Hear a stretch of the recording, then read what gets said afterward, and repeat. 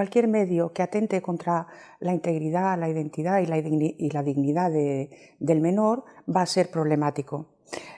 Por lo tanto, que todas estas tecnologías que ellos usan, todos estos medios que ellos usan, WhatsApp, por ejemplo, para comunicarse, los vídeos, están transmitiendo imágenes y mensajes de ellos y están, digamos, proyectando su identidad, que puede ser manipulada y mal utilizada por otros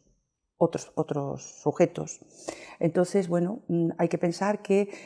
ellos no conocen los peligros de las tecnologías y nosotros debemos informarles de esos peligros que conllevan en cuanto a manipulación de imágenes, en cuanto a una divulgación inadecuada, en cuanto a unos comentarios, un rechazo, unas amenazas, unas exclusiones que hacen de los jóvenes y de los menores de esos circuitos de redes y que tienen grandes repercusiones en su identidad y en su personalidad en esta etapa de edad.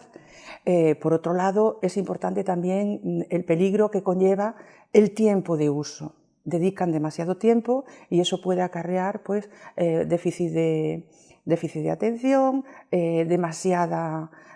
tiempo de dedicación y poco de descanso al sueño, trastornos alimenticios, alteración en la conducta, irritabilidad por ese excesivo uso, ¿no? Evidentemente, aínda que determinadas fontes, determinadas institucións, como pode ser a propia OCDE, no último informe PISA revelan que o 22% dos adolescentes españoles utilizan máis de 5 horas, cal é unha auténtica animalada, unha salvajada, se vemos que é o que poden facer ao longo do día, se non está no colexio onde está, pois no tempo libre prácticamente o absorbe máis de 5 horas, o 22% dos adolescentes españois están conectados á rede. Cando preguntamos nos estudios que temos feito aquí en Galicia, con unha mostra de 44.000 adolescentes por este mesmo termo,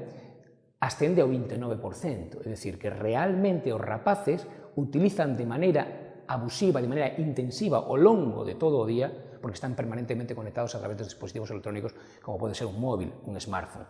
Está no día a día, pero é importante que a día de hoxe non se ten recoñecido a nivel clínico nos manuais diagnósticos, como pode ser o DSM-5, a adicción a internet. Fálase de uso abusivo, fálase de uso patolóxico, uso intensivo, e hai un acordo tácito en falar de uso problemático, porque se non se pode diagnosticar, sí que sabemos que en moitos casos ese uso abusivo pois deriva nun grado elevadísimo de interferencia na vida diaria. Ese é o dato referente. É dicir, non as consecuencias que teñen que ver coa posible adicción, cos contidos a que se acceden, co que fai o que deixa de facer, sino a interferencia que supón na súa vida personal e na do seu entorno. E non ten que ver, é dicir, ten que ver, pero non é causa-efecto ou o número de horas, sino que realmente está facendo e que grado de interferencia lle pode supor. Hai rapaces que, pola súa actividade, se o está utilizando para temas venciados aos estudios, para temas de ocio, igual que os videoxogos. Xogar os videoxogos é positivo, por suposto, pero depende de que tipo de videoxogos. Se concentras o teu ocio en videoxogos de violencia, ao final estás consumindo un tempo excesivo, bueno, calquer tempo consumido de violencia é nocivo, pero claramente se esas 5 horas se dedican a consumir videoxogos violentos, pois evidentemente ten unha trascendencia. Por tanto, non é tanto cuestión de horas, sino de que fai que deixa de facer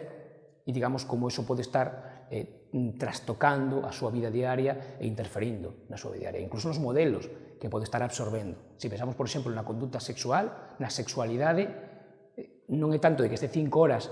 en determinadas webs pornográficas, sino o tipo de webs e cales son os modelos que está percibindo e que está asimilando. Entonces, prudencia no uso, na cantidade de tempo, pero que hai que garantir, por tanto, é que teña un ocio e unha variabilidade e unha heteroxeneidade de actividades san no seu día a día.